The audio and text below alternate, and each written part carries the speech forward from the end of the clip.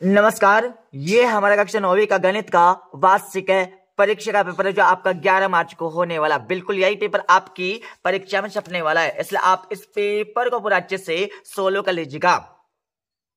तो इस पेपर का हमारा पहला क्वेश्चन दिया, सही विकल्प चुनकर लिखिए। आपकी परीक्षा में 6 नंबर के सही विकल्प पूछे जाने वाला है। तो आपका पहला दिया है, एक परिमेय तथा एक अपरिमेय संख्या का योगफल या अंतर सदैव एक संख्या होगी। इसमें आपको राइट आंसर बी वाला अपरिमेय संख्या लिखना है। दूसरे में आपको मान ज्ञात करना होगा, तो इसमें आपको राइट आंसर सी वाला 3 आपको लिखना होगा।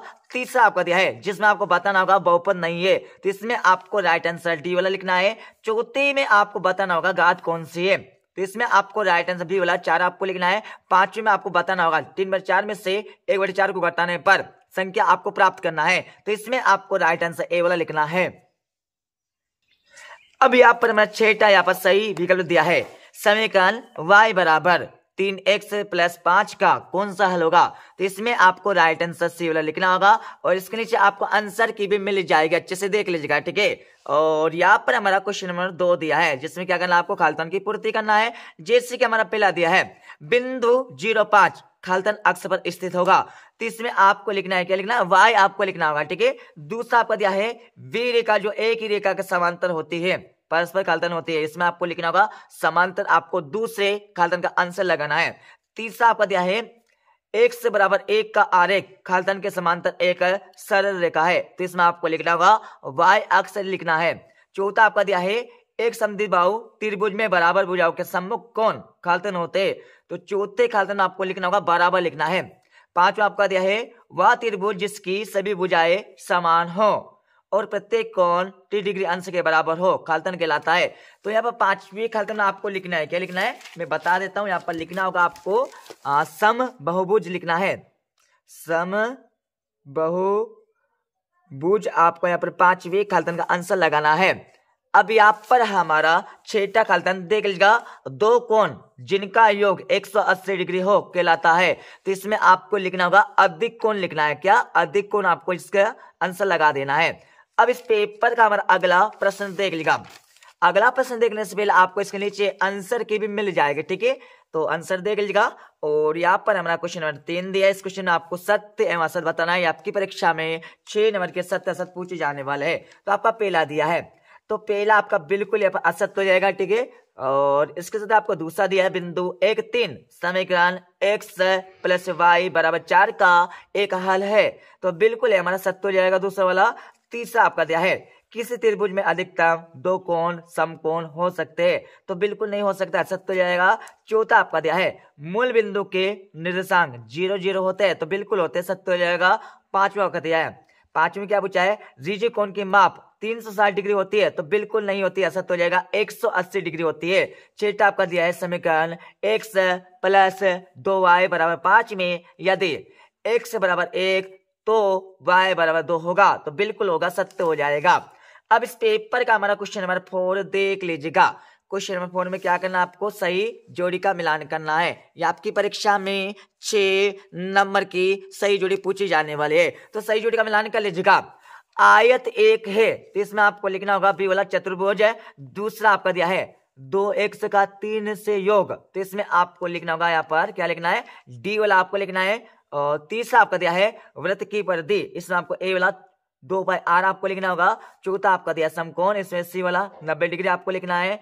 और पांचवा आपका दिया है ठोस आकृति का उदाहरण, इसमें आपको बेलन लिखना होगा। और छठी में आपको यहाँ पर लिखना होगा ई वाला, ठीक है। और इसके नीचे आपको आंसर की भी मिल जाएगा, अच्छे से देख लीजिएगा। अब आपका क्वेश्चन नंबर 5 देख लीजिएगा। इस क्वेश्चन में क्या करना, आपको एक शब्द होता है एक वाक्य में उत्तर लिखना है। यह आपकी परीक्षा में 6 नंबर के पूछे जाने वाले हैं। तो आपका पहला दिया है रे की बहुपद की घात लिखिए, तो इसमें आपको लिखना होगा 1 आपको लिखना है। और दूसरा आपका दिया है 28 मोतियों को 4-4 के समूह में बांटने पर कितने समूह बनेंगे, तो इसमें आपको लिखना होगा 7 समूह आपको लिखना है दूसरे क्वेश्चन में। और तीसरा आपका दिया है बिंदु 4,3 किस चतुर्थांश में स्थित होगा, तो इसमें आपको लिखना है प्रथम लिखना है। और चौथा आपका दिया है प्रथम 10 समप्राकृत संख्याओं का योग क्या होगा, तो इसमें आपको लिखना होगा 110 लिखना है। अब आपका पांचवा दिया है बिंदु -5 2 की x अक्ष से दूरी क्या होगी, तो इसमें आपको लिखना 2 लिखना है, ठीक है। उसके बाद आपका छठा दिया है 3 असंरेख बिंदुओं से होकर अधिकतम कितने वृत्त खींचा जा सकते हैं? तो इसमें आपको लिखना होगा एक, केवल एक है, ठीक है, ये आपको लिखना है। अब इस पेपर का हमारा अगला प्रश्न देख लीजिएगा। अगला प्रश्न क्या दिया है, 2 नंबर क्वेश्चन देख लिया, जिससे सोल्व कर लेना है, ठीक है। तो यहाँ पर हमारा 6 वाला क्वेश्चन दिया है। इस क्वेश्चन में क्या करना है आपको, 1/5 और 1 के बीच 4 परिमित संख्या आपको ज्ञात करना है। अच्छे से सोल्व कर लीजिएगा। अथवा क्वेश्चन आपका दिया है जिसमें क्या करना है आपको, 1/2 के हर का परिमीकरण आपको करना होगा परीक्षा में। अब यहाँ पर 7वां क्वेश्चन आपका दिया है जिसमें क्या करना है आपको, सरल करके आपको परीक्षा में लिखना होगा और इसके 7वें वाले क्वेश्चन में भी आपको सरल करना है। अब यहाँ पर हम 8वां क्वेश्चन दिया है जिसमें क्या करना है आपको, गुणनखंड कीजिए। आपको क्या करना है, इस क्वेश्चन में गुणनखंड करके लिखना है और इसके अतिव्यय वाले क्वेश्चन में आपको इसको सोल्व करना है, ठीक है, अच्छे से कर लीजिएगा। अब यहाँ पर 9वां क्वेश्चन दिया है जिसमें क्या करना आपको, बिंदु 1, 5, 4, 3, -5, 4 व -3, -2 को काटते है तल में आलेखित कीजिए। तो इसका आंसर भी आप देख लीजिएगा। और अथवा क्वेश्चन आपका दिया है जिसमें क्या करना होगा, कार्तिक तल को x अक्ष और y अक्ष द्वारा कितने भागों में विभाजित किया जा सकता है तथा उन्हें क्या कहा जाता है, इसके बारे में आपको लिखना है। अब इस पेपर का मेरा 10वां क्वेश्चन देख लीजिएगा। 10वें क्वेश्चन में आपको क्या करना है, बिंदु आपको दिया है जिसमें बताना होगा ये किस चतुर्थांश में स्थित है, ये आपको लिखना होगा परीक्षा में। अथवा आपका दिया है बिंदु 5, 2 और 7, 4 के भुज और कोटि आपके मान निकालना है। भुज और कोटि आपको निकालना होगा इस क्वेश्चन में। और 11वां क्वेश्चन आपका दिया है जिसमें आपको बताना है बिंदु 1, 2 से होकर जाने वाली इन 2 रेखाओं के समीकरण आपको बनाना है। अथवा क्वेश्चन आपका दिया है समीकरण 4x + 3y = 12 के 2 हल आपको निकालना होगा। और 12वां क्वेश्चन आपका दिया है, ठीक है, अच्छे से सोल्व कर लीजिएगा। 12वीं के बाद यहाँ पर 13वां प्रश्न आपका दिया है जिसमें आपको क्या करना है, सिद्ध आपको करना है। उसके बाद 13वें के बाद इस पेपर का हमारा यहाँ पर 14वां क्वेश्चन दिया है जिसमें क्या करना है, दी गई आकृति में आपको इसको सिद्ध करके लिखना है। तो आकृति भी देख लीजिएगा अच्छे से और यहाँ पर अच्छे से देख लीजिए, सोल्व कर लीजिएगा।